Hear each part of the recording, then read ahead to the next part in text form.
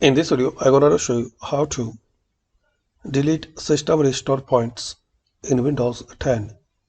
So to delete system restore point, click on Start, then type System.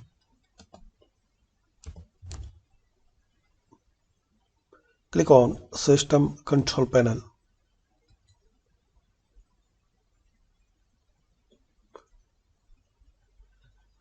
In here, click on System Protection.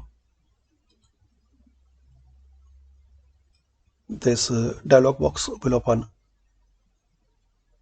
Click on Configure.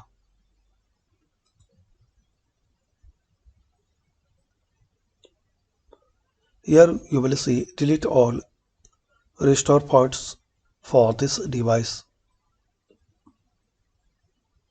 Click on delete.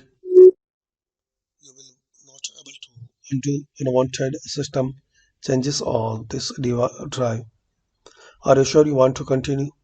If you are sure and you want to delete system restore point, so click on continue.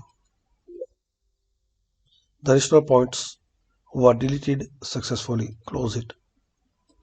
So this is friends, by this quick method we can delete restore points in Windows 10.